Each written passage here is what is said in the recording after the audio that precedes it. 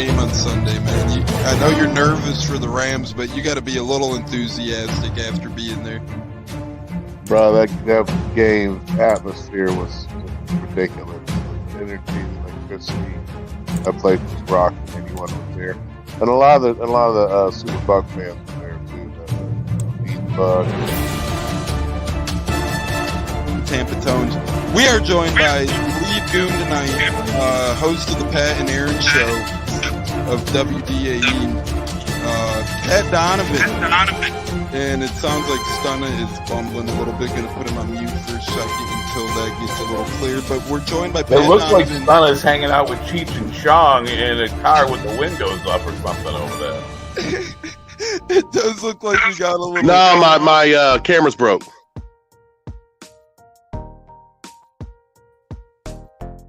Howdy, hey, how the hell are you guys? We got some late breaking news here on the Buccaneers podcast. We got a Buccaneer departing the building via trade. A big trade just became official. Carlton Davis, the beloved CD3, is going to the Detroit Lions, and we got a third-round pick for him, 92nd overall, but we did give up a 6th this year and a 6th next year as well. Got a lot of re-signings to talk about. Joey from Cleveland Mead says, feels like Christmas in the National Football League. It sure does. It's an exciting day, an exciting time for many, wild time for many. We have a hell of a lot to talk about today, and we're going to do it with the great J-Lo. Without further ado, J-Lo, welcome in, brother. How the hell are you? Kind of a crazy day. Seems like the Baker Mayfield news is long, old, and overdue, and we got a lot to talk about today, my friend. Yes, sir. Yes, sir.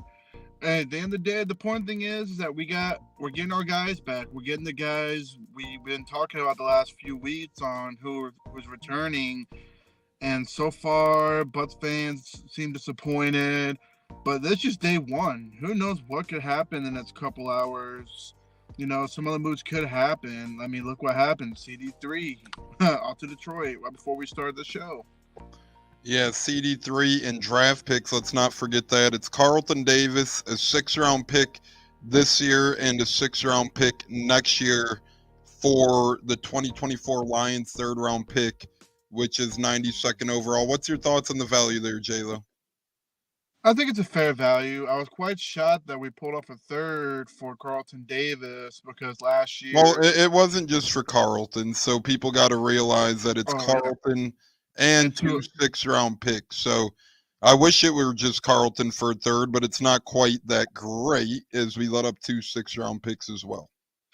No, you're right. That's true. But I think we already had 2 6th-rounders for this draft anyway, so now we're down to 1. So pretty much now we got 2 3s and 1 6th, and they give up next year's 6th. But, I mean, you know, best of luck to him, you know, in Detroit. I mean, he did show some strong gains when he was on the money, and then there was times where he was just injury plagued. I hate how he's in the NFC, though. And we got to play him. We play against him this year, too. Yeah, and you know he's going to have that game circled. Carlton's one of those guys who, you know, will not take kindly to this. Obviously, it's a business. People are understanding of that. But, man, not a good day when you lose Carlton. But we have been getting the band back. We've been doing what we could to stay alive, stick around, and, you know, keep our heads up. So let's get into some good stuff, J-Lo, with some Bucs. We got a lot to talk about today. We're going to scrap some format of the show because there's so much football news. We got some re-signings to talk about, not resigns, re-signings. Let's start with the big man on defense, Greg Gaines, back on a 1-year, $3.5 million deal, J-Lo. What do you think about that? No, it's a good return, you know, for him to come back. I think he did a pretty phenomenal job subbing in and out, filling in when Vita had to go to the sidelines. Plus his familiarity. You know, I like the depth there. I feel like Greg Gaines is going to be just as good of a contributor as he was last year. So I like it. Yeah, and I agree. I think that Greg Gaines is going to stuff the middle, and Chase McLaughlin's back. What's your thoughts on that? Hallelujah.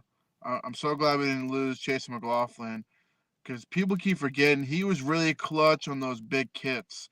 If you think about it, some of those games we won were behind some of his field goals between the Carolina game, last game of the year, where everything was on the line, and then plus the Minnesota game at the beginning of the season, he got a very big field goal, which gave us the lead to finish the Vikings off. So, like I said, I mean, this man and the price we're paying is not bad. I think he's getting $4 million a season or 4 point something million for 3 years. So that to me is a steal. Congrats for Light. Pulling off a good deal for Chase McLaughlin. Yeah, and Chase McLaughlin's back, and he was really good for us last year. He had an incredible year. As Cleveland Misa's 1 6 rounder would have been better. I agree with that. The 92nd pick is nice to get. Some people didn't expect we'd even get a top 100 pick for Carlton, so getting the 92nd pick ain't all too bad. As my man Fabricio El Monito is joining us live on Facebook. Welcome in, El Monito Fabricio. But some good stuff there. Chase McLaughlin, Greg Gaines. Which one excites you more, J-Lo? Greg Gaines or McLaughlin? I'm going to guess McLaughlin, but you never know. No, McLaughlin for sure. He with the fact that he can kick beyond 55 to 58 yards. I think that was his longest field goal was 58 this past season. And that's very huge, especially when we need points and we're driving down the ball down the field and the game could end in a field goal. And I have full trust in Chase McLaughlin that he'll help us win football games next season. Is Cleveland Misa's big game chase, and you see that breaking Bucs trade D-back Carlton Davis. Yes, for those that have missed it, the Bucs have shipped off Carlton Davis in a 6th round this year and next year for a 3rd round pick, 92nd overall in return. And a lot of people didn't expect that great, but at the end of the day, we did give up a couple draft picks as well. We did get Greg Gaines back today. 1 year, $3.5 million, somewhere around there. Chase McLaughlin, 3-year deal, and he got paid pretty good, over $4 million a year. And J-Lo, we have the Baker Mayfield news to still talk about. Absolutely. We all knew we were going to come up with a deal to keep Baker here for at least 3 seasons. And hopefully he'll fulfill those 3 years of the contract. But the fact how much we got him for, I'm pretty glad. He deserves a nice little payday. And at the end of the day, he wasn't going anywhere. There was speculation of Atlanta being in on him, Minnesota, but he wasn't going anywhere. Him and Mike pretty much kept in contact, and he's really close with Tristan. And now that he's locked in, we have our franchise quarterback for at least another 2 seasons. Yeah, and what do you feel about Kirk Cousins going on to Atlanta? We got competition now in the South. It seems like Atlanta's going to roll up their sleeves and be ready to fight, as Lucky Lucy says hello. And welcome into the show, Lucky Lucy. Yeah, I mean, I thought it was all speculation. I really didn't expect him to leave Minnesota. But then when I heard him moving his family to Atlanta area, I guess he has in-laws in Atlanta, that's when I started feeling, man, he might just go to Atlanta. But that's fine. It just makes our division more competition, more competitive. We've been the laughing stock of the NFL the last couple of seasons with our division. Now you got Derek Carr, Baker Mayfield, and then Kirk Cousins now in the division. And he'll make it interesting. I mean, this is what Atlanta, I think, was missing from, actually being competitive for a division title in Kirk Cousins.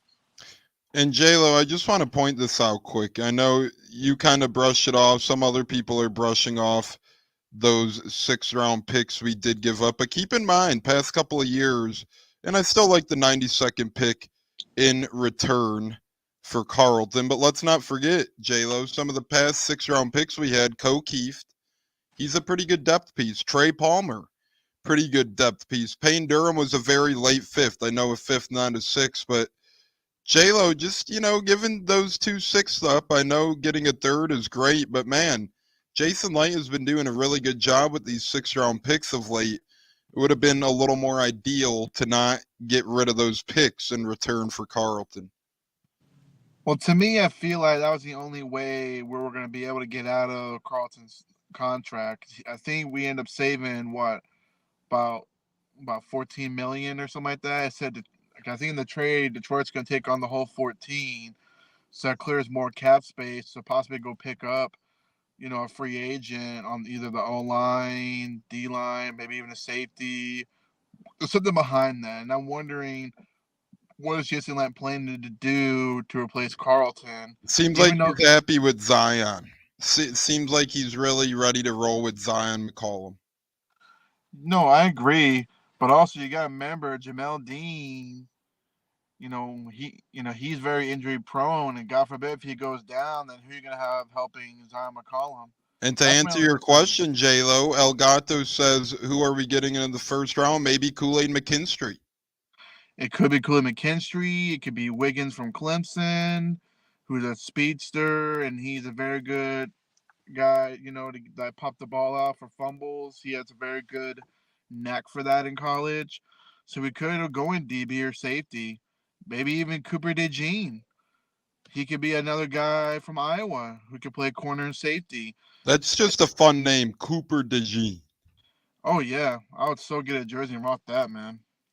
Hey, and we have more breaking news, J-Lo, not to cut you off, but the Brian Burns trade is official. He is heading to the Giants, and he's getting a 5-year deal worth up to $150 million. Oh yeah, no, he got a nice payday for sure. And what the Giants had to do to give up for him was a 2nd and a 5th that I was reading on. Yep, 2nd and 5th. You are right, my friend. But I know it's $87.5 million guaranteed, but $150 for 5 years. That could be $30 million a year for Brian Burns. And I know he's a good player, but I don't know, J-Lo. I don't feel like he's worth $30 million. That's just me. I'm not saying he's a bad player, but to me, he's also not worthy of $30 million, in my opinion. There's Hell, other pass give rushers me who can go. not to cut you off, but give me McLaughlin and Gaines and that, what would it be, $20 million left over? Yeah, exactly. No, I mean Carolina's just taking a step back, man. They already lost their linebacker, who was like their best tackler on defense, and now you just trade away your best defender on defense when it comes to pass rush. And Pewter Report fares goodbye to Carlton Davis. Says, thank you, Carlton, for your time with the Bucs and for the time you spent interacting with Pewter Report. You're a class act and leave Tampa Bay a Super Bowl champion and a 3-time NFC South champ. Good luck, grave digger. J-Lo, Pops did say it's a business. You can't keep everyone off the injured guy with making a lot of money. I just want to reiterate, I understand. We had to move on from Carlton or Dean, and I get that. And I'm glad we got pick 92, but I'll reiterate, my biggest gripe is getting rid of 2 6th-round picks in the process when Light has done an incredible job in the 6th round of late. I could get over it if we make well of that 3rd-round pick. Remember, I think Carlton was a 2nd or 3rd-round pick, so things could be done, but man, just Keefe, Trey Palmer, just keep thinking of those names, and we'll see how we do with that 3rd-round pick. J-Lo, what say you? Go out and get Stephon Gilmore, John Wazik says, or Cleveland Me says Dean was a paper bag. Respond to both those comments, sir. How do those make you feel? Stephon Gilmore, anywhere near the Bucs radar, and Jamel Dean, he sure is a wet paper bag, it seems. When it comes to Stephon Gilmore, he has very big time experience, as far as playing corner. But I feel like he's declined a little bit from last year because he got really beat downfield a few times. And I just don't know if Bulls wants to go get a vet like that when you got someone like Zion McCollum, who played pretty well stepping in for Jamel Dean when he got hurt, or Carlton Davis. As far as Jamel Dean goes, I mean, when Dean is healthy, he's on. But when he's injured, like Carlton, he gets beat downfield and he's got stone hands. I mean, he just doesn't get the pits. Like that Detroit game, if he would have had an interception in that last playoff game, at the beginning of the drive for Detroit, I think that was the first drive. Anyway, if he would have made that interception, that would have been 3 points off the board, and it could have changed the whole entire game. That's why I feel we need a ball hawking corner that's going to make these pits and change the game. And Dean at times he just doesn't get those pits, and then he just gets hurt a lot. He got hurt a lot last year, and I was scratching my head. I'm like, come on, man. I mean, I don't know. It's football. People get injured, but at the end of the day, J-Lo, how funny is this, and how inept does this make the Carolina Panthers sound? Remember last year, Brian Burns, trade possibility. And by the way, when I was on JCL, and the great JCL and in Sports Illustrated, I was on his Pirate Parlay podcast a couple weeks back, and I said Brian Burns, if he does get tagged, if they don't let him test free agency, I said watch him get tagged and traded. What happens? He got tagged and traded. But J-Lo, how funny is this? The Panthers last offseason could have gotten 2 first-round picks and a second-round pick for Brian Burns. Today they get a second-round pick and a 5th. How funny is that? And, man, you got to take what you can. If you're going to trade a guy, you got to do what you got to do. And, yeah, I mean, they totally crapped the bed on that, man. They could have traded and got 2 first-round picks for each year. I mean, they would have had a first-round pick this year. And they probably could have picked, a big-time receiver to help them, because they are in bad shape right now. I mean, I'm glad. I mean, I'm looking to the bat. I don't really care, but I mean, getting a second and 5th is okay, but you could have had 2 firsts and a second, and it would have solved all your problems for this draft and next year. Yeah, and I agree with that. But hey, I'm glad Carolina's struggling, and Dave Canales over there. It's going to be an uphill battle, and going to be really tough to see Carolina try and compete next year, especially with the talent they're giving away. And the Giants have had an interesting day, J-Lo, to me. They've lost a couple key guys, but here they are trying to add a guy like Brian Burns. Just interesting to me what the Giants are necessarily trying to do. I'm not really sure the direction the Giants are trying to go. And here's another breaking news. Giants signing Patriots offensive tackle Jermaine Eluemunor, 2 years, $12 million deal there, J-Lo. They also signed earlier today offensive lineman from the Packers, and they also signed running back from the Texans, the former Bills running back Devin Singletary. So the Giants are trying to stick around, although they did lose Saquon. They did lose Xavier McKinley. They're trying to stick around a little bit. Oh, man, no, those Giant fans are punching the air right now watching Saquon Barkley walk and go to Philly. That's just, oh, man.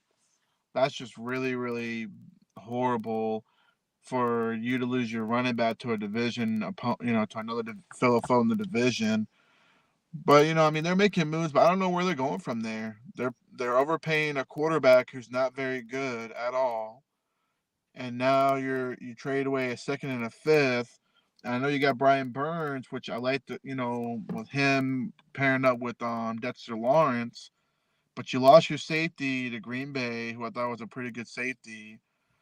I mean, there's just so many questions. They need a lot of help in many places, and especially at quarterback. That's my thing. They don't have a quarterback.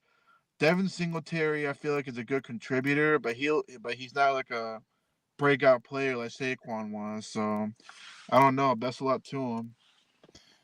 Yeah, and I agree. And there's just so much news pouring in from around the NFL, J-Lo. What would you say outside the Bucs moves? I know that there's news pouring in left and right. Outside the Baker, Evans, say you can't pick any of the Bucs moves to this point. What has been your favorite move around the league? Who has stood out to you, whether it's a team, whether it's one of the signings? Who do you think to this point where it's like, man, well, this team is impressing me, or this contract impressed me? What's one takeaway you have from free agency? And let's remember, we're just 6.5 hours in, little over 6.5 hours in.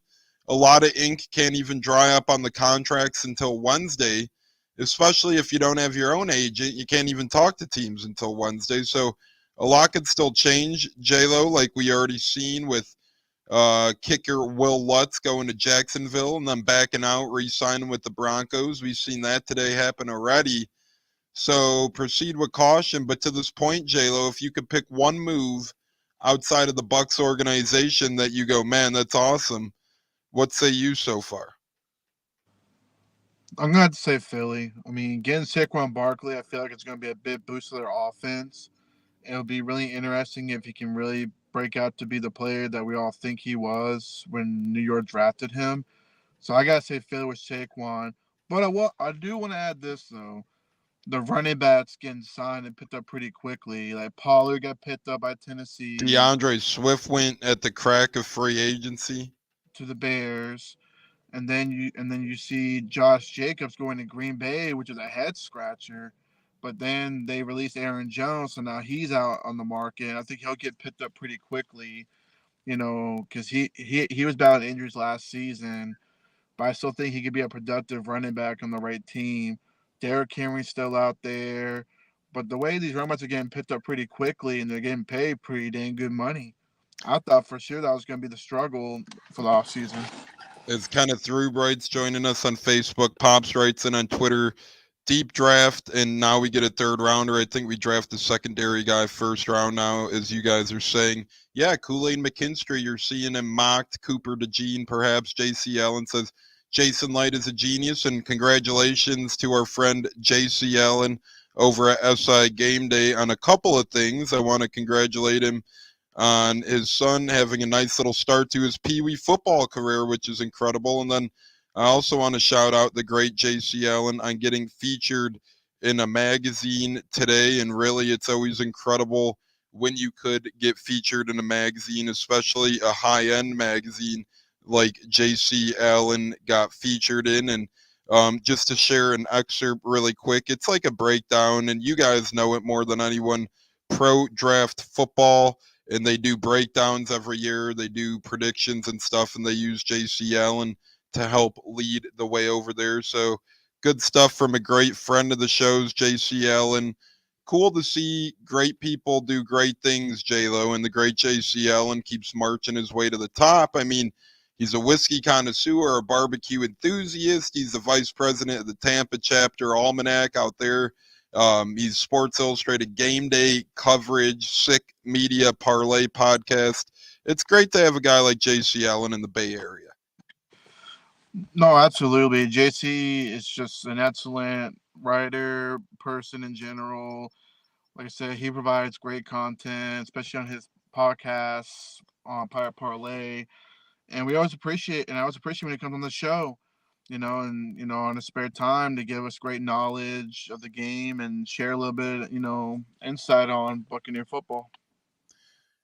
Yeah, always a beautiful thing when he stops by as well, because he just contributes so much. And speaking of so much is happening today in the world of football. So much is happening in the National Football League, as JC gives a nice little heart. Right there with you, brother. But just incredible. And, if you're a Monday Night Raw guy, you got that on, but going to be hard to pay attention to that tonight, J-Lo, because we're going to have news breaking left and right here seemingly every couple of minutes. But just kind of to dig back in on the Baker Mayfield thing, contract comes out, 3 years, $100 million, up to $115 million with incentives. Do you think that sits right with Baker Mayfield, J-Lo? Do you think that's a little too much, a little too less, or do you think that's just perfect for Baker and the Bucs? And let's be honest, Baker bet on himself last year, $4 million deal. Yeah, I know he couldn't have gotten, quote unquote, the bag necessarily somewhere else, but sure, maybe with the Raiders, maybe elsewhere, he could have gotten 2 for 20, 2 for 25. Instead, he came to the Bucs 1 for 4. And now this year, J-Lo, Baker Mayfield gets 3 for 100 and all the way up to 115 with incentives. No, it's a good deal. He deserves it. 30 or the 32.9 or 33 million. I mean, at the end of the day, I mean, he earned that money, and plus he helped the team out too to create, help create cap space to build around him. And you gotta like that. I mean, look at Kirk Cousins, ruptured Achilles, and he's gonna get 45 million playing for the Falcons. So if you look at that difference, Baker Mayfield, I feel like is a tough player, and he's earned every bit of that money. And the good thing is, God forbid, if he has a rough couple of seasons, we don't have to stay. We don't have to keep for that third year. We can let him go. But hopefully, he'll get to play out those 3 years. And if he balls out, we'll send him again. Stunna, welcome in, brother. Busy couple of days. Real busy day here today. We re-signed Greg Gaines. News broke. We brought back Baker Mayfield, and now we traded Carlton Davis to the Lions, along with a 6th-round pick this year, a 6th-round pick next year for the Lions, 92 second overall pick of the draft. Stunna, how is your day going? Are you keeping up with all the news? And of all the news or breaking developments with the Bucs thus far, what has caught your eye the most? No, man, I've been stuck in my own little world. I did see that we re-signed Baker, which is very exciting. I'm very excited about that. And of course, the Mike Evans news a couple of days ago, that was monumental. What else did you say? We traded for somebody? We traded Carlton Davis. Did you see that? Oh, no, I did not. We just traded Carlton Davis, a 6th-round pick this year, a 6th-round pick next year for the Lions' 3rd overall pick this year. Or not 3rd overall pick, 3rd round pick this year, 92 overall. So we traded Carlton Davis to our biggest competition. With 2 6th-round picks for a 3rd round pick. How do you feel about that, Stunna? I don't like it. I'm upset about it. And Carlton was one of your favorites, right? Yeah, I got his jersey. My pops love Carlton too. I got pops his jersey last year. Do you think this comes back to bite the Bucs, Stunna, or do you think this is one that we won't really hear of again? Absolutely comes back to bite the Bucs. They better find a corner, either in free agency or in the draft. J-Lo, do you have a rebuttal to that? I would have to say, not to be disrespectful to Carlton, but he was kind of declining a little bit. And the amount of money we're paying. I don't think he was declining. I think his availability was a problem, but I think his game was incredible. I was at that Colts game when he had a good interception. I remember against the Packers, he made a good play. I remember a couple other pivotal plays he made as well down the stretch. I think he had an interception in that Atlanta or Carolina game that proved to be a big deal. So I agree he's oft injured, but I don't think he was declining necessarily. It just depends. I mean, I feel like Zach McCollum, who played well, there was no need to have 2 top 8 corners in either Dean or Carlton. But unfortunately, Carlton, what we would say, more cap space than to let Jamel Dean go or trade him away. I mean, it may come out to bite us later. I don't know. It just depends if he can stay healthy and be a contributor to Detroit. We'll see. But it's gonna be interesting on who they draft in the 1st round now, to where it's a total game changer. To me, this pretty much guarantees we get a defensive back, don't you think? Agreed. In round one, because now look at it, J-Lo. We're down Carlton Davis. D. Delaney is probably maybe not coming back. I believe some people said he'll be back. Some people said he wouldn't, but say he is back. Even if D. Delaney is back, Ryan Neal's not back. And I know we used Zion in that safety spot a little bit last year, but if we lose Carlton, we're surely going to have to play him at corner. So Carlton's gone. Ryan Neal's gone. Suddenly, J-Lo, we got 2 starting defensive back slots open, and say Zion takes one of them, well, we still got 1 open and then a backup spot open.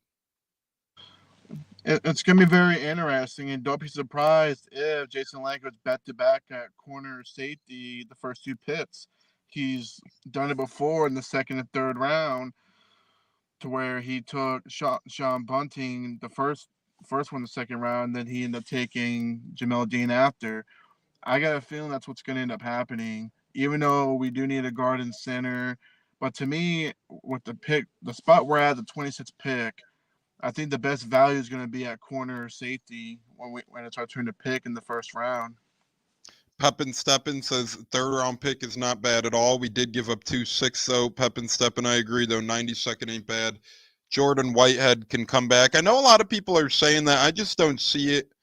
I know it's hyped. I know a lot of people are kind of connecting the dots, but I think that if that was the case, then the Bucs would have never let Jordan Whitehead walk to begin with, A. And B, I think if he was that highly prioritized, the Jets probably wouldn't let him go. Sure, I could be way wrong here, and I could be off mark. And him and Winfield had success back there before, but I think the Bucs try and fill that safety void elsewhere. I would be ecstatic if Whitehead's back though for a team-friendly deal.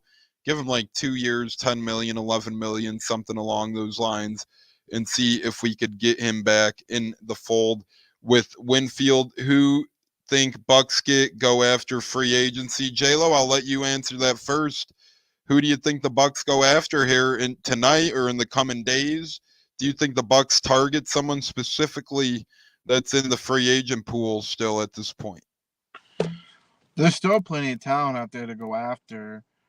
At safety especially, there's a lot of experienced guys out there. Whitehead would be an interesting one. But like you said, you don't see it. And part of me feels like I do, part of me feels like I don't. I definitely feel like they're going to grab a veteran safety, probably a second-tier corner. Breaking news, J-Lo, not to cut you off. Austin Eckler to the Redskins. Commanders. My apologies. Oh, that's an interesting one. 2-year deal. 2-year deal. 2-year deal. Well, it's probably going to be a prove-it deal if he can stay healthy, in my opinion. But I'm saying these running backs are coming up the board pretty quickly on day one, which surprised me. I thought that would be like maybe a day 2, day 3 type thing. But hey, they're just coming off the board. Even Gus Edwards, who I thought would be a good shot to bring here, he's off the board. So it's a lot of running backs flying. I think even Antonio Gibson went to the Patriots, and now you see Washington getting Austin Eckler, and Washington has tried to stay productive today, J-Lo. They've gotten a key defender from the Cowboys. They've gotten a couple other backup voids, but Eckler signs a 2-year deal, only $11.43 million overall, J-Lo. Not a bad low-risk, high-reward move for the Commanders. Nope, prove it deal. Prove you can stay healthy, be productive, and you'll get a bigger contract. So I feel like that's a smart move on the Commanders because they just lost Gibson to the Patriots. So now they got a good little two-head punch right there. And it's just a start. But as far as the Bucs going after somebody, I wouldn't be surprised if they got their edge rusher as well with that one. We missed out on Andrew Van Ginkel. I know he was favored to be a possible destination to come here. Went to Minnesota. And that's another thing intriguing is Minnesota brought in two edge rushers between Van Ginkel and then they brought in Jonathan Grenard. And they paid safe to say Hunter's gone. Oh, yeah, Hunter's gone. But, getting those two, I think, is very underrated. Now they need a quarterback now that Kirk Cousins is gone. That's the big question. And they got – I don't know how they're going to be able to lock up Jetta. Jetta may want to bounce now because he did not want to go without Kirk Cousins. So, Minnesota's in a tough spot right now. Very tough spot. We had Carlton Davis traded today, and Stunna was disappointed there. It's J-Lo, Tampa Tones here. We had Stunna in briefly. We'll see if we could get him back on the Buccaneers bonanza. Free agency frenzy, free agent overload. We've talked about all the Bucs moves, all the NFL moves. Greg Gaines back with the Bucs, 1 year, $3.5 million deal there. We're going to get more into that. Re-signing here in a little bit. Me and J-Lo are going to surely talk about that. We're going to talk more about the Chase McLaughlin deal, who is back with the Bucs, and he re-signed on a multi-year deal. Chase McLaughlin signed a 3-year contract. We'll get in on his value, dollars and cents. $12.3 million deal here in a little bit. Carlton Davis was traded as well today. Carlton got traded to the Lions roughly an hour ago in return for a 3rd overall pick, 92 overall. We also shipped off a 6th round this year, a 6th round next year. It's been insane as you guys are joining Buccaneers bonanza, free agency overload. Free agency overload. Just incredible things going on today. A lot of stuff happening, a lot of moving parts. Pop says on the Davis front, I think we can't measure good or bad move until after free agency and draft, as Bucks may make more moves. My Davis jersey value just went up, though. Yes, Pops does have a Carlton Davis creamsicle, J-Lo, and that's a rare one. And I think that's still a fun jersey. I'd still value that one. Oh yeah, I mean, let's not forget Carlton Davis was on our Super Bowl roster. You know, he was part of the Super Bowl team the year we won in the 2020 season. And that's something you can never forget. You know, I'm very grateful for the time he had here. He showed a lot of fun flashes, and to me, he was a top 10 corner at the end of the day. And if he stays healthy and stays available, Detroit's got a good one. Yeah, really good one over there. And just crazy day, but that's the world of football. It's a business, as Pop said. Other commenters said, we both said it as well. J-Lo, mixed feelings, it seems like, on the Carlton trade. Seems like a lot of people are sad he's gone. Seems like a lot of people are calling Light a genius for getting 92nd overall pick for him. So seems like pretty good value. I want to get into the Greg Gaines re-signing a little bit here, J-Lo. As I know Liam Cohen's an offensive guy, but him and Cohen were together with the Rams and seemed to be pretty good friends, because when Liam Cohen re-signed with, or not re-signed, but when Liam Cohen signed his contract to become Bucs offensive coordinator, he ran into Greg Gaines in the building. They shook up. They looked like they were familiar. A, do you think that had to do with him coming back, Liam Cohen, even though he's an offensive guy? And B, Pewter Report says this keeps the Bucs' top 4 D tackles intact for another year, with Vita Vea, Kalijah Cansey, Logan Hall, and Greg Gaines getting re-signed. Great rotation for Todd Bowles. Hall needs to take another step and continue to grow, but Gaines is as solid as they come as a reserve nose tackle. I think $3.5 million is pretty good value for Greg Gaines. As Cleveland Me says, sign Eckler up for 8 games. Our man Neil says, yes, sir, yes, sir. And as Neil always says, hit the subscribe button, turn that notification bell on, and please like the video. And that way, if you turn the notification bell on, you subscribe to us, you'll always be notified when the Buccaneers come live with shirts like this. Shake and bake is back in the 813, baby. Cleveland Me says, Panthers feel like when you don't wipe good enough, just leave and stretch. Oh, man, that's too funny. But, J-Lo, give your thoughts on the Bucs keeping their front 4 intact on a defensive basis, and the $3.5 million Greg Gaines gets. I think he could have got a little more elsewhere. And do you think Liam Cohen played a part in bringing him back? As Christian Ruiz joins us, says on Facebook, how you doing, Christian? Greg Gaines, to me, it's familiarity, continuity between Vita Vea and the rest of the D-line in the trenches. Liam Cohen being here was probably another big influence. And plus, Tampa's a good area to live in. And Todd Bowles is one of the great defensive minds in the game. And I can see why he wanted to come out for another year. And he got a little raise, which I think he deserved. It's not a bad value at all. And like I said, you got to keep adding key pieces, but keep some of the guys that were there on last year's team that play hungry. And I feel like him and Vita Vea are a good combination. Yeah, and we've seen a couple people get frisky today. We'll talk about that as well. It seems like Lamar Jackson's upset with Geno Stone, former Ravens safety, went to the Bengals. Tiki Barber's upset with former running back Saquon Barkley going to the Eagles.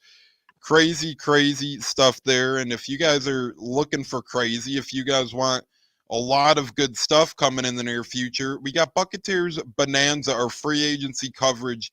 If you want the likes of me, J-Lo, Stunna, Gene from Buck What You Heard, Huncho, Bucko, Cats, some special guests this week, and so much more. We have a huge week on tap, starting with tonight, obviously. We're still live and charging strong here. And then tomorrow night, we're going to be back here discussing more news, more breakdowns, latest and greatest. 6:15 Eastern tomorrow night.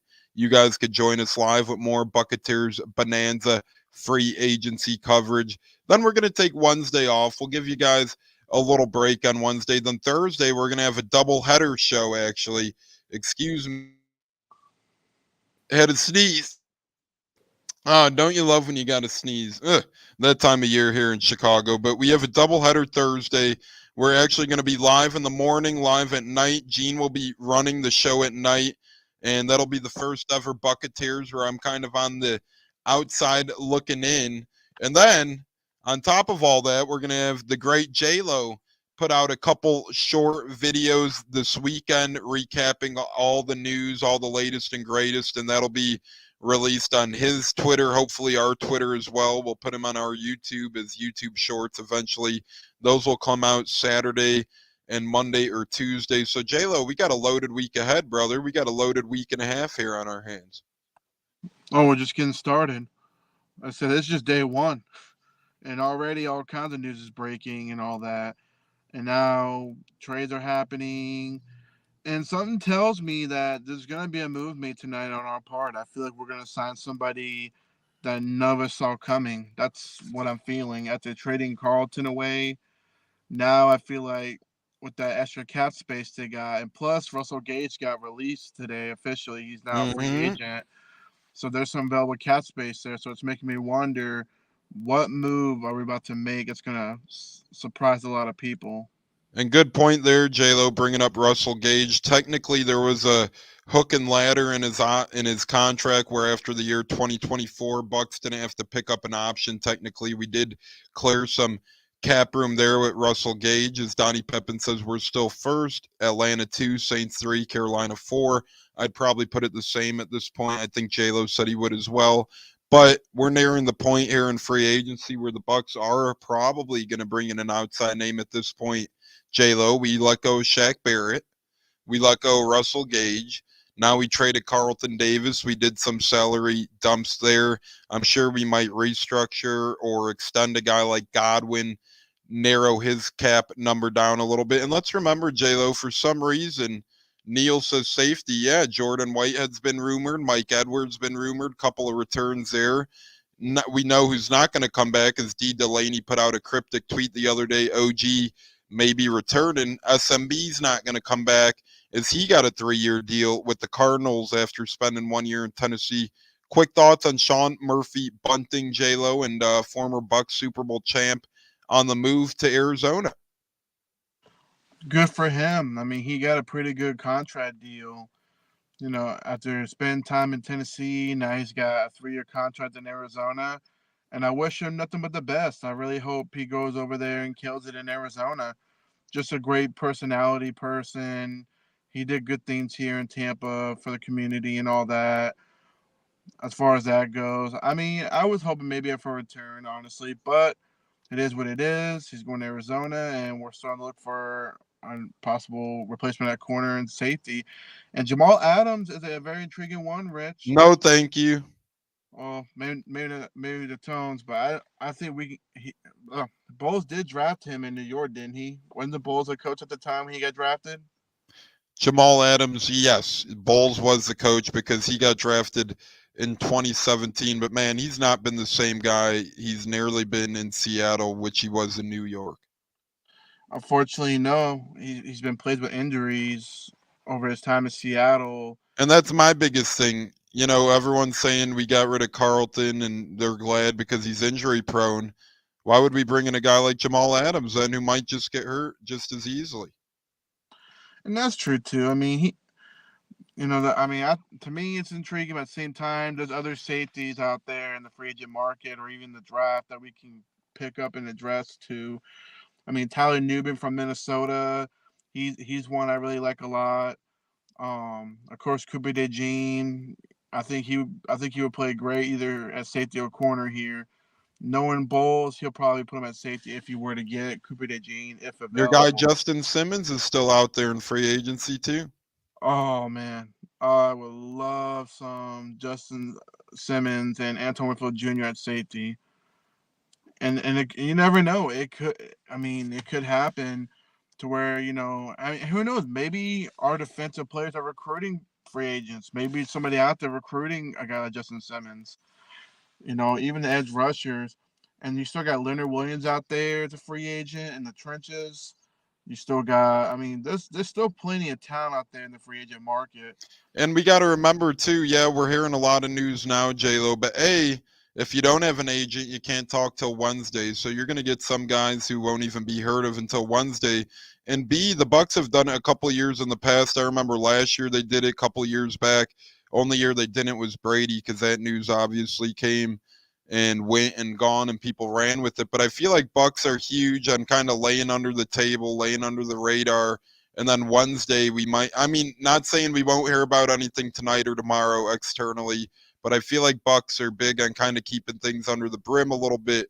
And then Wednesday, when things could become official, I'm sure we'll hear about at least one or two outside signings from the Bucs. No, I couldn't agree more. And here's another intriguing name I was thinking about. I'm going through the list here of free agents. Chase Young at Edge. He's available. You got Eric Armstead, who got released by the 49ers. Who can you imagine putting him with the D line? Maybe I'm going off the rail here a little bit, but there's still some talent out there. And with some of the cap space we just pretty much freed up after trading Carlton and letting Russell Gage go, they might make a move and bring one of these talents in on a 1-year prove-it deal. Yeah, and we'll see what happens. A lot of veterans still out there, a lot of great free agents still out there. One free agent who's not out there, Chase McLaughlin, is the Bucs did bring him back, and I think this is an incredible move, overlooked move. I was getting a little nervous in the past couple of weeks on maybe not getting this guy back, J-Lo. I think he might have priced himself out. Well, he didn't. The Bucs ended up bringing him back on a 3-year, $12.3 million deal, so he gets $4.1 million a year. I was hoping for 3 and 9.5, and we ended up spending a little bit more. I was hoping we'd get him for around 3.3 million a year. Here we're paying 4.1 million a year, so not too far off, 800K difference or so, but I'm pretty happy about it. Keeping Chase McLaughlin. The Bucs have been an organization in its entirety of never really having good kicking. And then Ryan Suckup comes along, very consistent, helps us win a Super Bowl. Gene, the Buccaneer from Buck What You Heard, was lead of the Ryan Suckup fan club. He just didn't have a strong enough leg. So what did the Bucs do?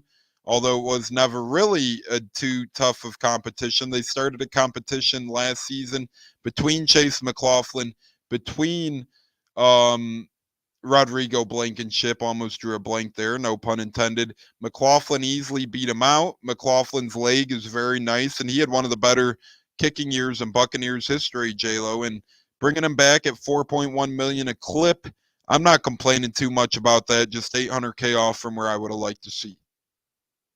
No, agreed. I mean, he made all his field goals. I think he only had 2 blocks during the season.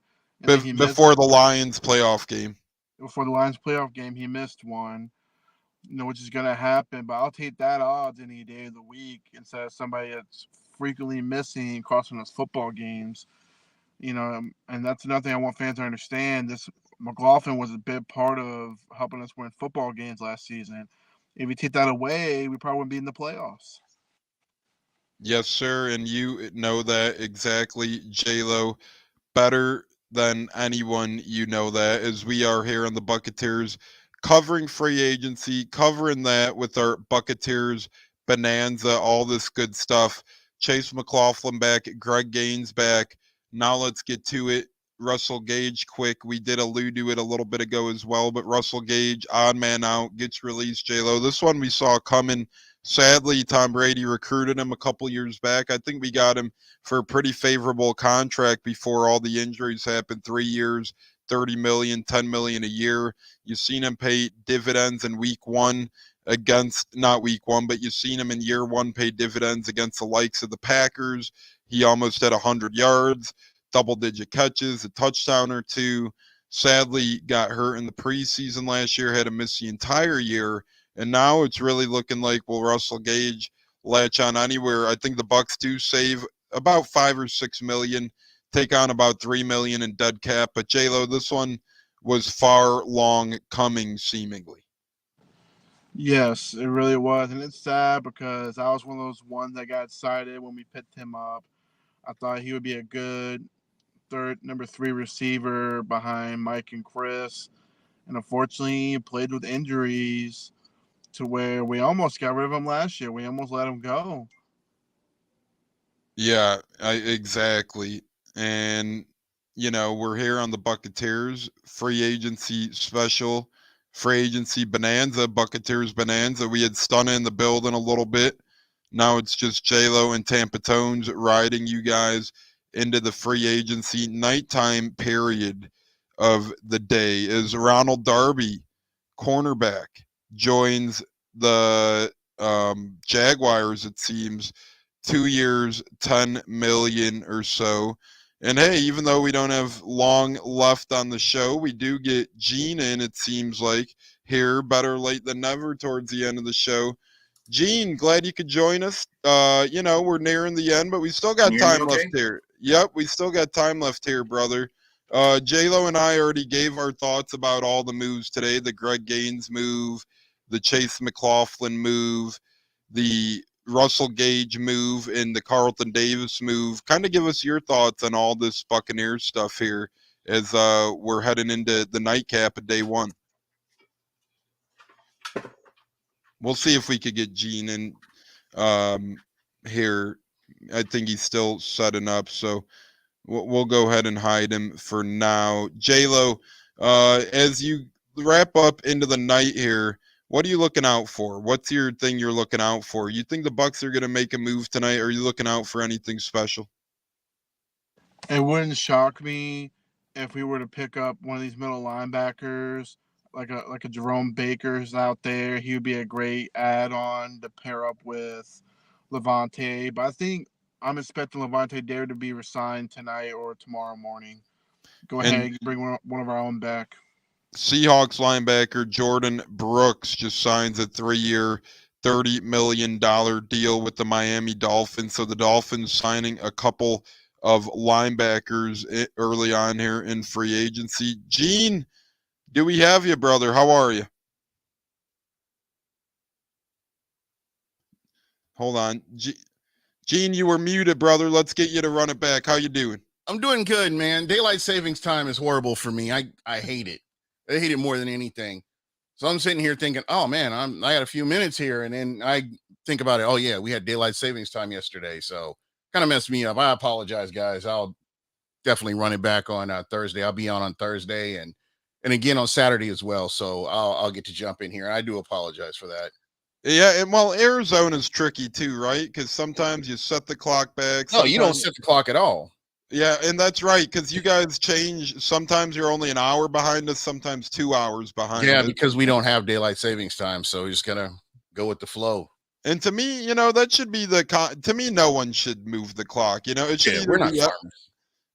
But Gene, you're not too late, brother. We're still here, and as you said, you'll be running the show Thursday. We did allude to that. We kind of broke down our schedule, but Bucs have had a busy day. Kind of give us your thoughts. McLaughlin back, Greg Gaines back, Russell Gage cut, Carlton Davis traded, Baker back from yesterday. Ooh, a lot of Bucs coverage to keep up. Yeah, absolutely. I will say this. You got to trust the process, and you can't, a lot of people have gotten in their feelings early on. When are we signing Mike? When are we signing Mike? And Jason Light has a process, and he's continually shown that to us. I'm good with the moves. Carlton Davis, I like what he did for the Bucs. He meant a lot, with the Super Bowl run and everything. I will say this though, the best of the best ability is availability. And sometimes there have been times or spurts where he's just been injured and hasn't been able to stay on the field. And then there have been other times where we have seen lapses in judgment and some of the things he's done. But again, not to take anything away from him. I think that there is a bigger picture at play here on basically what Jason Light is looking to do. And it's going to be interesting how this team looks right now versus how they're going to look when we kick off in September. And, the roster's fluid from now until then. So you never know who the Bucs are going to pick up. This is just an exciting time. And you're the head of the Chase McLaughlin fan club. I think we made that official. El Presidente, you're looking at him. I think that was a pretty good deal. 3 years, 12.3 million, so 4.1 million a year. I don't think that's too bad of a contract. Oh, not at all. And I have to say that you've kind of upgraded from a Ryan Suckup, and I like what he was able to get accomplished last season. And again, you expect that and more going into this season. I know he will desperately be needed as well as this team goes into the season. And thoughts? I know it's not a huge move, but Greg Gaines is back, $3.5 million 1 year. So the Bucs seem to be sticking with their front four on defense in terms of lineman depth. They'll have Logan Hall, Kalijah Cansey, obviously Vita Vea, and now they bring back Greg Gaines. Gene, I kind of like that, being familiar in the trenches. And to be honest, we had a great run defense last year. So bringing back a guy like Greg Gaines, sign me up. Yeah. That's been a big thing for me. Going back to the Super Bowl run, when you've got a team that's able to stop the run and that makes your opponent a little bit more one-dimensional, and they have to beat you with the pass. And, just my hope is that they can get home with 4.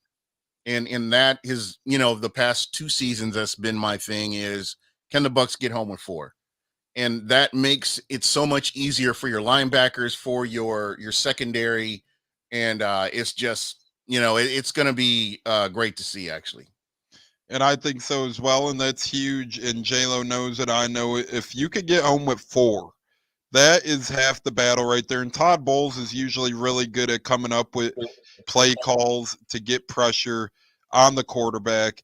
With 4, last year you've seen that decline a little bit because Shaq did take a step back with injury. You've seen guys like JTS, Anthony Nelson, they kind of didn't know their roles early. As soon as the year went on, they kind of advanced and developed into those. As Richard says, happy new league year to you, Richard. It's always a great day. Pepin Steppen says, as a Bucs fan, we know how important the kicker is. Dang, I go outside and all hell breaks loose. Yeah, Christopher, it's one of those days, really, from now until Thursday, one of those days where you step outside or you go in the shower, you might miss a whole hell of a lot.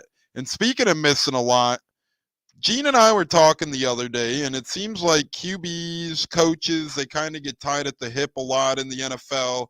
And a lot of the time, if the QB misses a lot, well, that team probably isn't going to go that far. Whereas the coach, they never really miss games outside of COVID year. You've seen coaches go down and out now and then with COVID or whatnot, but kind of brought to our attention QB versus coach. Who is more important to their team? Who is more beneficial to their team? Who deserves more credit when the team's good? Who deserves more gripe when the team's bad? And we have a couple examples to toss out. And it really is a good one. It's a tough one. I mean, we've seen Belichick and Brady. Look at what happened. Brady darts. Brady wins a ring elsewhere in his first season elsewhere. Belichick never really regained his footing. I know they made the playoff once. I know they kind of had Cam Newton looking a little better again, but Belichick never had his super magic stuff over there. Gene, I think it's a good topic, and since you helped bring up the topic, we'll start with you first on the whole thing, QB versus coach. Where's your thoughts on that?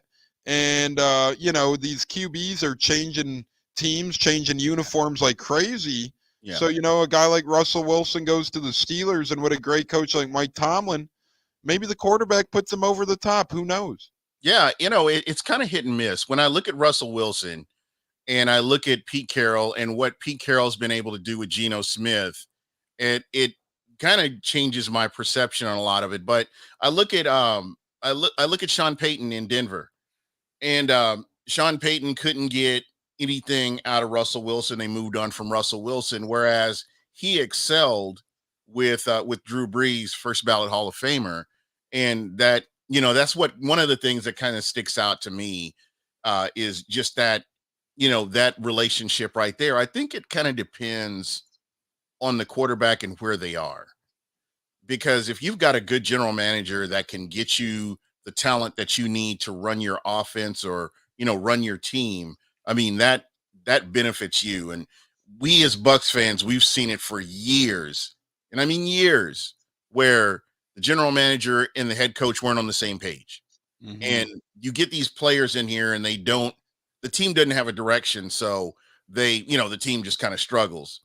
And, after we talked about it and I kind of took a step back and thought about it, and I'm like, man, there are some good coaches out there. And, is the general manager putting him in the best position, or, because there are some players you can't coach them up. And again, being a Bucs fan, we've seen that. We've seen all these first round busts that we've had, second round busts, and it just was just a bad mix all the way around. So I think a lot of it is the perfect storm there. So go on, Gene. Oh yeah, I was just looking at this. I've always thought that Baker was a good quarterback, and I think that was a good marriage right there. And I would say that you have a little bit of Baker and you have a little bit of Canales. But, I mean, Richard, if you think about it, I talked about this last week, took Chris Godwin's wife to come in and mention that he's being underutilized. And it kind of stirred some things up. So, we kind of, I know what Dave Canales was trying to do, but he was still facing that learning curve at the time. So I think Baker was just put in a good position, and they played to his strengths. And again, I'm not taking anything away from either side. It remains to be seen what Canales is really, his body of work is going to look like. But again, I would have to go 50-50 on that marriage. J-Lo, what say you? And this is a great topic, QB versus coach. On that topic, overall, QB coach, who's more important, in your opinion, J-Lo, to a team's success, or who's more to blame for a team's failure? And B, is Baker's success due to Dave Canales, would you say, in Tampa? To me, I feel like the coach is one of the biggest responsibility of the game. Take control of the team, develop game plan, developing the craft of a player, in my opinion.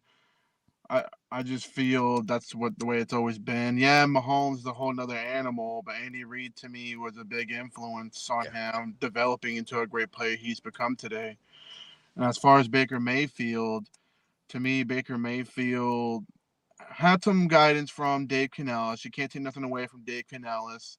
Even Mike Evans complimented, saying, he's one of the most patient coaches he's ever worked with, I believe, in his press conference.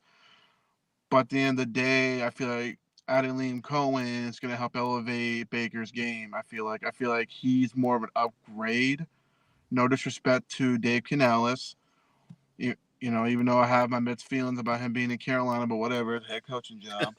but at the end of the day, Liam Cohen, I feel like is going to get Baker to the top, get this offense going even more to higher horizons, in my opinion. And Baker and Liam Cohen seem to have a really great connection. Because when Liam Cohen had his press conference before he, started it, Baker came running over and they chit-chatted, they vibe well. So hats off to Todd Bowles and the Bucs front office bringing Liam Cohen in, because I feel like that really helped Baker's decision a lot easier and not testing the market and staying here. And guys, we do have some interesting non-football breaking news that I will share quick, although if you're not a wrestling fan, it might not be too important to you. It seems like Lana, Perry, and Rusev might be heading for divorce, seemingly, after 7+ years of tying the knot. Briefly, before we get back to our football coverage, any thoughts on that quick? That's wild. I never would have expected that one. Ups and downs, man. That's what's part of life, man. We don't know what these couples or married couples go through in life as far as that goes. Some, relationships work and some don't. And best of luck to both of them if they really go through a divorce. I feel like they're both very talented, wrestlers. And plus, Lana or CJ Perry is really good in the mic on that note. But, best wishes to them, and hopefully, they'll be able to recover from it. Yeah. Yeah, and TMZ Sports has learned the famous, now former couple has been separated.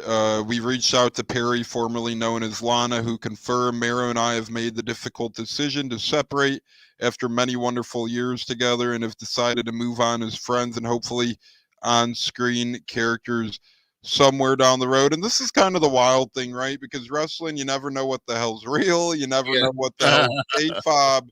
And, I'm not the biggest historian on Lana and Mero, but you wonder if maybe they were in the heat of the moment and got together with the screenplay, and then next thing you know, they had some fun and tied the knot, and now they're looking to have fun as friends. So kudos to them on 7 years of marriage, and hope they can be happy individuals apart as they were together. And Gene, I think, do you still want to play your game, brother? I think we can run it back next week, and we'll get it in there now that I know what time I'm supposed to be on and everything.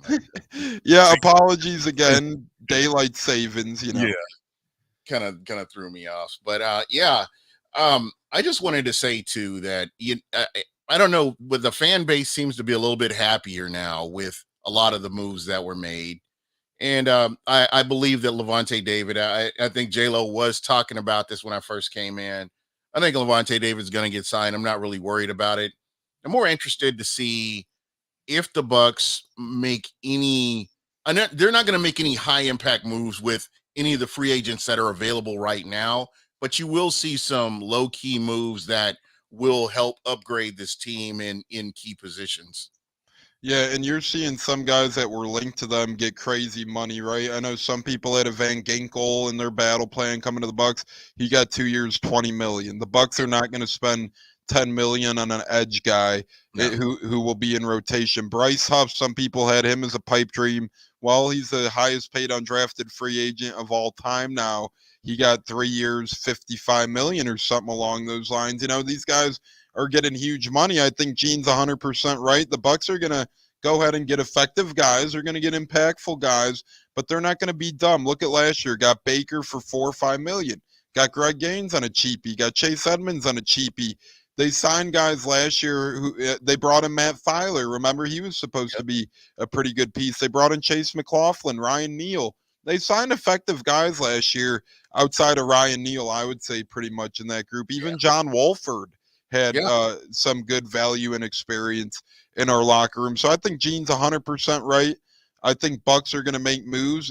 And I said, sure, maybe one might get announced outside the org today or tomorrow, but Bucs seem like the team where Wednesday hits when it could become official. I feel like Jason Light makes those things official. Stunna, do you agree with Gene that the Bucs are going to make some nice moves here in the near future? Maybe nothing groundbreaking, but something that'll surely help us win in the future. They better go get Jair Alexander or another deep tackle or something, because I can't believe that we let a piece off our defense. But I guess I could see it if they just saw that his health was deteriorated. But we got to do some of that defense. Offense played good. We got our offensive free agents back that we needed. We have to sign a wide receiver 3 or 4. We need to get a tight end 1 or 2. We need to really do O-line in the draft, but we need to definitely figure out that defense, and that's something that I'm very concerned about.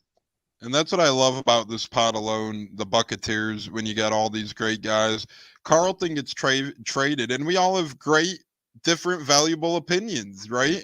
J-Lo said he's happy with the deal. Gene, I believe you said you think it was decent value for a guy like Carlton. I said I think it was good value. I would have liked to hang on to a 6, at least one of the 6, given Light drafted Keith and Trey Palmer recently in 6. I do understand that might be the only way we get pick 92.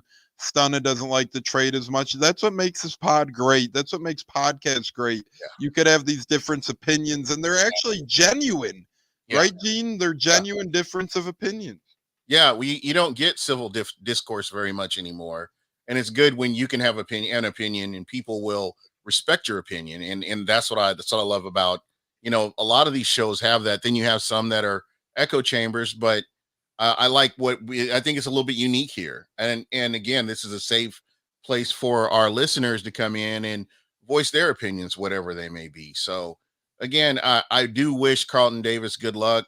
And I think that, again, Jason Light has a plan, and it's going to be interesting to see how this all develops. J-Lo, thoughts? No, I mean, pretty much, Gene pretty much put in perspective. This is pretty much, everybody respects opinion on the show here. We may not agree with one another at times, but I feel like, like a family barbecue, talk it out, and we love our team, man. We love our team. I said we want the best for our team, good or bad. You're 100% right. As the Patriots are re-signing Michael Onwenu to a 3-year, $57 million deal. It is just reported. Big money there. And we're going to get into a fun segment. Before we give our final words and log off, we're going to cover a little more free agency. And Gene came up with a fun one, kind of coming up with a news story, a big topic in the coming days, something of your own. J-Lo, if you could create one news story for free agency, whether it's the Bucs, whether it's outside the Bucs, the world of the NFL in general in the coming days, what would be J-Lo's news story to watch for in the coming days of the new league year? I would have to say my news would be, interesting on how these running backs are getting paid top dollar when I thought it was going to be a little bit lower on the budget. Because I remember, I think a year ago, a couple of running backs were threatening to go on strike if they didn't get a better payday. So to me, that would that'd be my headline: running backs getting picked up quickly and actually getting paid pretty good money. My headline, no, this is kind of my mock headline, but mine would be breaking news. Carolina gets rid of superstars Brian Burns, Christian McCaffrey, and DJ Moore all before the age of 26 years old. And they were all first-round picks. I know, DJ Moore, they didn't really get a first-round pick back for any of these guys, which is pretty hard to believe. And, it's just really ineptness on Carolina's front end. But no, I'll give my headline in a little bit. Stunna, you go next. I just want to get another signing or two in here quick. Azeez El-Shahir is signing 3-year, $34 million deal with the Texans, the former Titan linebacker. So interdivision bloodbath right there. That's a lot of money. A lot of money's going around right now. Stunna, what say you if you could come up with one fun little headline in the coming days or the coming weeks for the NFL? NFC South has best quarterbacks in the NFL. Wow. You think so? Yeah, if you talk about veteran presences, other than Carolina, 3 out of 4 of veterans who've been in the league numerous years, and I don't think all the other divisions can really say that. And you made a good point a minute ago about interdivision. Whenever there's a free agent, usually they do go from a team within the division because those teams in the division have the most film on them. I think I saw where Davenport went to the Vikings and he was in the NFC North last year. So that happens a lot actually in free agency. And it's kind of funny you said that, Stunna. And, I wouldn't say necessarily the NFC South is the best, but you can make the argument. And that's something you couldn't say a year or two ago, right? You look around the divisions now and you go, okay, Baker, Carr, Kirk Cousins, and I know Bryce Young crapped the bed, but you put those 4 up against some others. Sure, you could get argued against, but you can make the argument. You can make the argument. Again, something the NFC South couldn't say just 6 months ago, 12 months ago. So crazy how fast times change, and the NFL is like a revolving door. It keeps going. Before we get to the great Gene's headline and the millions and millions and millions, I'll give my quick headline I'll look out for. My thing is this. In the coming 48 hours, I know a lot of the 99% of the moves you hear now will happen. But we already seen one whoopsie doozy today. We already seen Will Lutz, quote unquote, agree to a deal with the Jaguars just to back out and re-sign with the Broncos. So guys, girls, everybody listening, call it the 48-hour rule. Well, we're a little less than that until free agency. We're about 46 hours away from official free agency. Call it the 44-hour rule. Get excited right now, yes. But until that ink dries up on the paper, hold your horses. Don't get overexcited. I remember the year the Bucs got Tom Brady. I was like, dude, until I see him writing his name on a piece of paper, sign that contract and all that fun stuff, I was just like, I'm not believing this. And now we see a couple years ago, Anthony Barr signed a contract, backed out, signed elsewhere. We've seen, I know it was a little different, but we've seen Curtis Lofton, the linebackers year back, do the same thing. Head coach Chip Kelly did the same thing with the Bucs. He backed out on the Bucs. Now you've seen it today with Will Lutz with the Jaguars and Broncos. All I'm saying, ladies and gentlemen, yes, probably 99% chance that these deals become official, but call it the 44-hour rule. hold your horses, be a little patient, be excited, yes, but be a little patient and understanding that these deals might not come to fruition. Gene, the man, the myth, the legend himself, out of all the great headlines you could make potentially or whip up, what are you going with, brother? NFC South champions are underdogs again. Wow. And news did come out that the Bucs were not only underdogs, but the other day the Bucs were labeled as pretty good underdogs. And then the Baker news hit, and I found it hilarious. Like, for 20 hours, all of a sudden we were neck and neck with the Falcons again for favorites in the division. And then after the Kirk Cousins hits, people act, oh yeah, Baker thing never happened. The Falcons are the favorites again out of nowhere. It's like, it's so disrespectful and I distasteful. don't mind it. I love it. I love it because, hey, I screenshot tweets. That's what I do. It's my hobby. Mm-hmm. And I'll send, gifts to people when it's all said and done and stuff, But yeah, there were a lot of podcasts, because I listen to podcasts around the NFL, and everybody had the Bucs in fourth. Everybody. So it was interesting to see what, at the end of it all, people were like, oh wow, I didn't realize the Bucs were that good. I didn't realize they had this. I didn't realize they had that. And so, to me, you got to kind of wait and see what's going to happen. I mean, it's okay to be a front runner, but again, when it doesn't all pan out, I really believe, looking at the talent on this team versus some of these other teams out there, Atlanta does have a good offense. I can't speak too much on their defense. I know Ra's going to put some things together and they'll be a little bit more competitive. But again, I think Tampa can only beat themselves the way they're set up talent wise, in my opinion. And I agree with that. I think only the Bucs could beat the Bucs. And listen, Falcons, they have a lot of moving parts. Raheem Morris, I mean, he hasn't been a head coach. I know he was an interim coach in Atlanta and had some success there, but he hasn't been a head coach now in quite some time. He should do good, but who knows? You never know. Kirk Cousins, he's getting old. He's coming off a huge injury. Yeah. Who knows? These are catastrophic injuries too. And I mean, all you have to do is look at Chris Godwin. Chris Godwin had a catastrophic injury, and he wasn't the same player until the back end of the season when he came back. So again, it's not you're not just going to bounce back and be able to come on the field and just miraculously start doing things. It's going to take some time to get yourself together. And again, like you said, you don't heal as fast the older you get. I can tell you that for a fact personally. Yeah, I'm moving slower these days. It's like, sheesh, what can you do? But part of life, we get older and we cherish these things. Real quick, I know we're getting into the well over an hour mark, but so much to talk about here. I want to play a little game before we get our final word. We're going to group Bucs re-signings together now and see who people favor. I'm going to put Mike Evans and I'm going to put Mike Evans and Greg Gaines together, and I'm going to put Baker Mayfield and Chase McLaughlin together. J-Lo, if you could only have one of these two groups, McLaughlin and Mayfield or Evans and Greg Gaines, which of the two would you rather have? Oh man, I gotta go with Mike, man. Mike to me is the face of the franchise. I gotta go with Mike and Chase McLaughlin, was it? Or Greg Gaines? Yeah. Greg Gaines. Yep, Mike and Gaines. Yep, give me Mike, Greg Gaines. Sorry, Baker, but Mike's my guy, man. I can't. Gene, where would you head on this? This is a tough one. I'm with Stunner. Mike Evans will make any quarterback look good.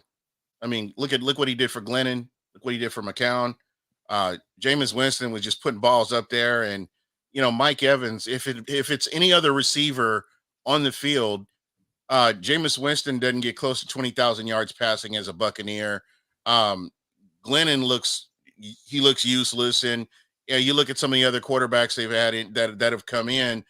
Brady's not even here, I don't think, if there's no Mike Evans. So again, Mike Evans and Gaines would be my that's my pick right there. Stunna, do you agree? You know it, Mike Evans, Marshawn Lattimore's daddy. I'm gonna go with Evans, and Cradle that baby. I'm going to go with Evans and Greg Gaines as well. And real quick, guys, one more thing before the final word. Name one team. The kicker was a big signing, though. I got to give big ups for that.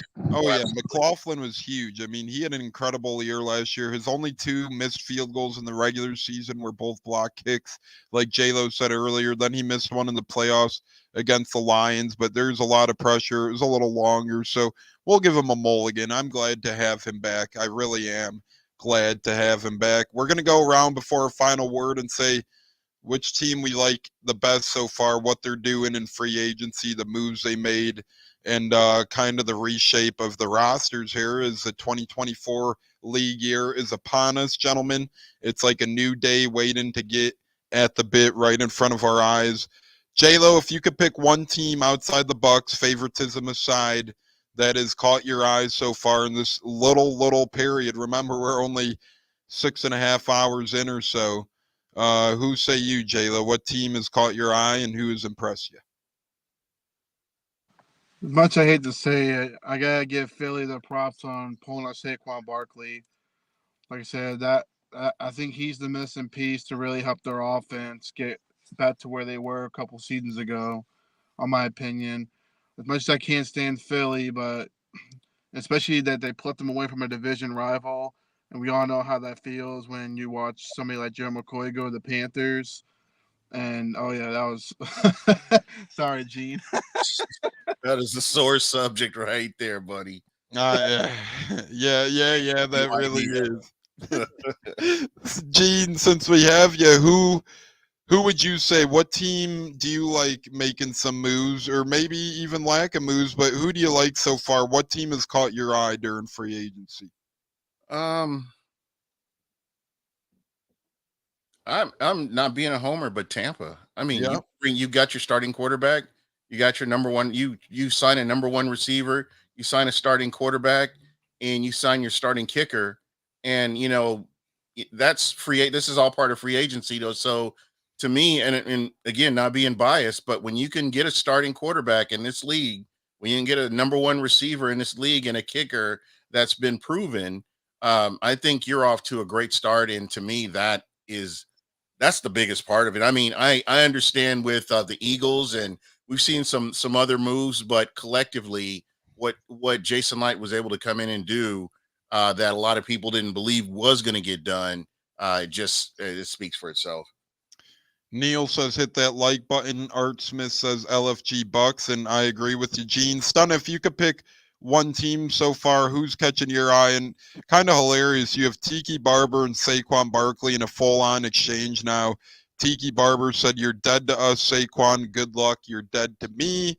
Saquon Barkley fired back and said, "You've been a hater since I got to New York," and all that dead to me talk. "Don't smile in my face when you see me," said Saquon, adding, "LOL, yup, Tiki, you're the prime example of loyalty to a team. I got the deal I wanted, secured more guaranteed money, which wasn't given to me before. So fans are going to hate me for that, so be it.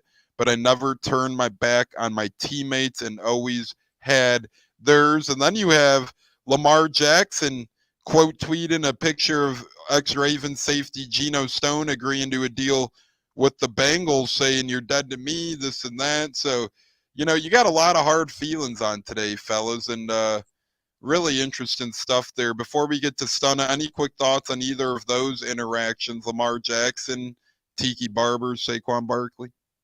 If you're going to a division rival, I mean, they hate each other. The Giants, I thought everybody hated the Cowboys. I didn't realize what a underlying hatred those two teams have for each other. But again, I mean, we've seen that here. We saw our the starting quarterback for the Bucs go to a hated rival for a lot of fans. And I remember Warwick Dunn going to Atlanta, and that Warwick Dunn was dead to me. And as far as I was, so I understand that. It definitely makes sense to me. And now we get a report, and I agree. J-Lo, any thoughts on that quick? Oh, entertainment. Just pure entertainment, between WWE type? Exactly. Warwick Dunn played himself too, though. Yeah. And then he had to come back. There is that. And didn't get a Super Bowl either. Yeah. Right. speaking of playing themselves, Ian Rappaport's claiming the Bears are yet to shop Justin Fields. They are actually waiting and not yet fully comfortable with Caleb Williams yet. And, this could be smokescreen. This could be real life. You'd really never know this time of year. Is Art Smith, I hope it's not the Art Smith I'm thinking of, but, let's fucking go Bucs. No, it'd be cool if it's that Art Smith. But Stunna, who's your favorite team so far in free agency, brother? Who's caught your eye? I like what the Colts have done. I like what the Commanders have done. I like what the Niners have done. But as far as I'd rather touch on what you talk about with Justin Fields. I'm a fan. Yeah, And I know you love the man. I'm a big fan of Justin Fields. He's the type of quarterback I like to coach. Athletic, dual threat, cannon of an arm, I and heard Colts is an interesting rumored spot for him to back up Anthony Richardson. Yeah, well, dude, the Bears front office is just trash. Yeah. Why would you let the quarterback market dry up? Why would you let a team like the Steelers go sign Russell Wilson when they were, what's going to end up happening is, and honestly, I don't like Caleb Williams in the cold, of Chicago, the Windy City. I'd rather stick with Fields, honestly, if I'm Chicago. And build around him. Did nobody else see the last part of the season when Fields was coming on and he was getting comfortable? Am I the only one that saw that? And dude, I think he's been a beast since he was at Ohio State. I don't know why Georgia let him go, but I don't get it. But I don't either. I think Chicago is doing a big disservice to their fan base, because I think this kid, you can't just give up on somebody that fast. I mean, considering what they've given him to work with. I would keep Fields. I would take that number 1 pick and try to do, a Herschel Walker type trade with that bit, and have myself set up for years to come. And then if Fields doesn't work, then you'll have enough draft capital to go back up and get a number 1 pick if you need it. But I'm not sold on Caleb Williams. I don't think he has an arm strength to play in a Windy City. And I don't know, man. It's just my opinion. I would either stick with Fields, but if you want to draft a quarterback, you don't let the quarterback field dry up to where everyone has a starter in place, and now they don't need a starter, so they're not going to your draft potential. You lose it. Do you think the Bears might hold on to him now? Do you think that could be a case? Maybe the Bears are trying that, but if they do end up trying to trade him now, yes, they did wait too long. They did lose his value. I mean, think about it. Just a couple days ago, you had Atlanta as an option before Kirk Cousins. You had Pittsburgh as an option before Russell Wilson. You had, I guess, maybe Jacksonville but bottom line is this, fellas. To me, NFL giving up on quarterbacks way too early. I'm gonna kind of jump in here with that. If they hold on to Fields, and during the season, some quarterback's going to get injured. And I'm not saying that doom and gloom, is just going to happen. And you've got a quarterback like this sitting down number 2, that gives you a little bit more leverage during the regular season, I think, than what you would have right now. Is that fair assessment? I think that's very fair. I mean, I think that's riskier than playing the lottery. Well, you're banking on an injury, shit. You better get your value now before the draft so you can stack. No, I agree with Gene's saying though, because now you could have got peak value for him probably a week ago. Right. But now that you waited, and now that all these other QBs take shape, and now that you just seen Mac Jones, quarterback from the same draft class, get traded for a 6th-round pick, Fields' value is probably going to be lower than it should be right now, given all that being said. And I get Gene's point that, hey, maybe you could still get a number 1 out of someone like Tennessee. You could still get somebody. I do get Gene's point, though. Maybe you're close to the deadline, and just, gosh forbid, not trying to talk it into existence, but say a team like Kansas City loses Mahomes. Say they lose him for, 6 to 10 weeks. but say they want to keep their season alive, now you could see them trading for a guy like Fields, maybe another team subbed in there as well. But I agree with Gene now But that you're going to get a Bears waited too long. 2025 draft pick. Right now, you can get a 2024 draft pick, and it can help you this season. If you hold them into the season, you're banking on the future. If you're the Chicago Bears and you're trying to build a new stadium, you need to have success now. The future is now. You have to you have to trade him now, and you have to get a draft pick now. You don't wait around. I know, but Gene's point is you could probably get more value for him if you did wait at this point. I get what you're saying, Stunna. They had done this a couple of weeks ago. I would be on point with you, Stunner. But exactly. Considering where we are right now, I don't know. To me, it seems because they screwed up. They should have had him dealt before free agency hit. That's what we're saying. We agree with you. That's what we're trying to say. The Bears kind of miss their mark right now. But currently, I would just hold on to him if it was me. Yeah, they're in a conundrum no matter what. But if you hold on to him, do you draft a quarterback? Well, the thing with the Bears is Shane Waldron, 44-year-old offensive coordinator, revived Geno Smith in Seattle. He's kind of waiting in the wings as a head coach in the making. So Matt Eberflus better make some right decisions and make him quick, because if the Bears offense is a good year, Eberflus is a bad year, he's going to be gone. Shane Waldron's going to get his job, and then Waldron will get his choice of quarterback. I will say quick, last thing on the Bears, they should have, if they're getting a new QB, to me, I would have fired Eberflus, brought in a new head coach, let him get his guy. Now, to me, you're kind of in no man's land. Say Eberflus stays. Say you do draft the QB. Say the Bears have a bad year. You get rid of Eberflus next year. You're in the same spot then. You're going to have a new head coach with the year 2 QB, and it's just going to be a giant headache. Speaking of headache, a tight end who's headaches for linebackers, Noah Fant just re-signed with Seattle, 2-year, $21 million deal. I've seen some Bucs fans hoping that Russell Wilson trade was the worst trade the Broncos ever did. He'd be a veteran. Yeah, that's an obvious, and one of the worst trades in NFL history. Not only the Broncos ever did, but one of the worst trades in NFL history. And the Broncos have been getting beat up. They traded a lot for Sean Payton. They traded a lot for Russell Wilson.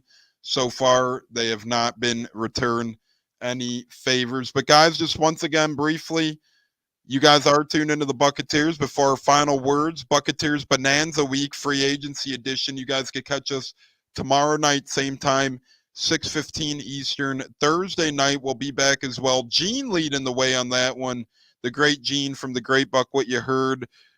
Gene, do you have a time yet for that, or are you going to kind of play it by ear? That'll be 7 p.m. Eastern. 7 p.m. Eastern, Thursday night. Gene and hopefully the guys as well from Buck What You Heard, Buccaneers. They'll be going live Thursday. I'll be watching it, sipping on some cocktails from the West Coast of San Diego. And then, either I might postpone my Thursday morning to Friday now, half-hour recap. We'll see. But we're going to at least be here Tuesday, Thursday night, Buccaneers Bonanza free agency coverage. Going to really, truly be incredible stuff. And then J-Lo should be putting some short videos out throughout the week as well. So we're all over it here on the Buccaneers. Thanks to the help of Gene, J-Lo, Stunna, and the rest of the guys for making it possible. J-Lo, any last thoughts, final words for our free agency Buccaneers Bonanza kickoff here on Monday? Day 1, almost in the books. Ready for round 2 tomorrow. And you never know. So another trade could pop up. Levante David could be re-signed. Or, you never know. But at the end of the day, we're deep in the thick of free agency now. And now we get to see all these deals happen and all that. And just looking forward to the rest of the week and how it plays out. Yeah, Stunna, any last words, thoughts, or anything for the program? I gotta go agree with Gene that we won free agency. Now let's go win the draft. Gene, I know you say we are winning free agency. Any last words, any final words before Thursday's program, tomorrow's program? This is going to be a little bit off subject, but I'm really sick of Antonio Brown. I wish that guy would just shut the hell up just forever and just go away. He's sitting here trying to maintain relevancy, and he had it all in the palm of his hands, and he owned a football team. He could have used his influence to really build up the bag on that, but he fumbled the bag. And again, he's just a quitter. He quits at everything that he shouldn't quit at, and being an idiot, he doesn't quit doing that. And again, when you're bringing up somebody like Taylor Swift. Taylor Swift is a billionaire. And you're just a clown. And I don't see how what you say really matters at all, but it's just getting annoying. Every time I'm looking at my feed, I'm seeing something this moron has said. So I just wish he would just shut the hell up forever. And then, he's clowning. Who was worse, Gene? Deshaun Jackson or Antonio Brown? Antonio Brown was worse. That's not even a question to me in terms of attitude. Antonio Brown, way worse. And you see now. I will say this because that's a double-edged sword, Stunner. When you say, and I'm sorry, I know we're going to go here, but no, you keep going. Deshaun Jackson, I know he used to cut off his routes. He would round off his routes if he wasn't getting the ball, or he would quit on a play if he knew the ball wasn't coming to him. And that used to drive me insane. But Antonio Brown, this Buccaneers team, I believe, would have gone to the Super Bowl had he not quit on the team versus the Jets. Continue to play, continue to produce. There are some games that the Bucs could have won that they didn't, and I believe that even that Rams game is one that they could have won, and I just can't let that go. So to me, I would say Antonio Brown, longer lasting damage compared to Deshaun Jackson just not getting the ball and giving up on routes. Yeah, Jax. Antonio Brown just caused that blow up on the field. I don't care what you do. I don't, D-Jax wasted a lot of money, sure, but that blow up on the field will never be topped that we had a witness with Antonio Brown. So to me, as much great things he did for us, he is just an asshole for everything he did, in that little bit of span as well. And really, he's a fool. He's coming at Tom Brady time and time again. It's like, come on, man. Tom moved you into his house, took care of you, got you on the right path, and then you treated him like shit. Our media had a little bit to do with Antonio Brown's breakdown as well. Yeah, sure. I know, Rick Stroud covered it a little much and whatnot, but at the end of the day, Antonio Brown was a ticking time bomb, and Antonio Brown was going to do that regardless. Sure, some reporters, some media may have pushed the envelope, but at day's end, AB was AB, man. He was a loose screw, and sadly, you get what you get, right? You get the good with the bad. You get the Super Bowl ring, you get the blow up. That's what a guy like Antonio Brown's going to do to you. And, now he's out there. Not that I'm a huge Giselle fan now because of, she cheated on Brady and all that stuff, but he's typing in Giselle like Jiz, J-I-S. He's being crazy, guys. I don't know. Any last words, though, for the free agency frenzy, Buccaneers Bonanza Day 1, guys, besides Antonio Brown, Giselle talk? The feast has been amazing today. Yeah, it's been awesome, guys. It's really been fun. Gene, Stunna, J-Lo, Tampa Tones here, taking you through day 1 of free agency. Buccaneers Bonanza. We've seen the Colts give Michael Pittman an extension, bring back Grover Stewart, bring back Tyquan Lewis. We've seen the Falcons go out and get the likes of Kirk Cousins right there. We've seen the Eagles get Saquon. The Packers getting Xavier McKinney and Josh Jacobs. That was incredible for the Packers. So just crazy stuff today, man. Where did Pollard go to? Where did Pollard end up at? To the Titans. Another crazy move. He's actually from Tennessee. That's why he went. He's actually a Tennessee native, Tony Pollard. So it's a homecoming for him. And that was his biggest money offer, too. Yep, hometown as well, but I know that was his biggest money offer. Then you had Antonio Gibson going to the Patriots. You had big Christian Wilkins from the Dolphins going to the Raiders and getting 4 years, like $110 million. You had some insane, hefty contracts, and it's just day 1 of free agency here. We will be back tomorrow night talking all of the rest of free agency, who ends up where, what trades happen, and all that good stuff on Buccaneers Bonanza free agency coverage. We'll be back tomorrow night, Thursday night, so much more as well. J-Lo, Gene, Stunna Tones here. Bucko Cats couldn't make it tonight. And Huncho couldn't make it as well. We hope to get him soon. But guys, it's been a blast. It's been a fun one. Until next time, brothers, peace out. Have a great night, everybody. Have a great night, guys. Fire the cannons! Fire the damn cannons. Go Bucs. Go Bucs. Go Bucs. Fire the damn cannons. Touchdown Tampa Bay. You are incredible, Baker Mayfield. Thanks, everybody, for a fun one. Thanks for the viewers, the listeners, the tune-inners, everything. Until next time, see you later, gang. Go Bucs. Fire the damn cannons. We're out. Get that booty.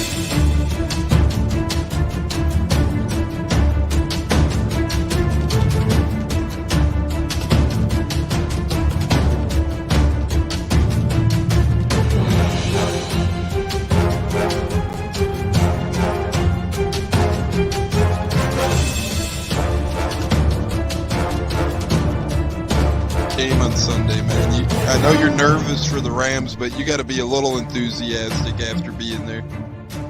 Bro, that game atmosphere was ridiculous. The energy, the electricity. That place was rocking. Anyone was there, and a lot of the Super Buck fans were there too. The Bucs. Tampa Tones. We are joined by Lee Goon tonight, host of the Pat and Aaron Show of WDAE, Pat Donovan. And it sounds like Stunna is bumbling a little bit. Going to put him on mute for a second until that gets a little cleared. But we're joined by Pat It looks like Donovan. Stunna's hanging out with Cheech and Chong in a car with the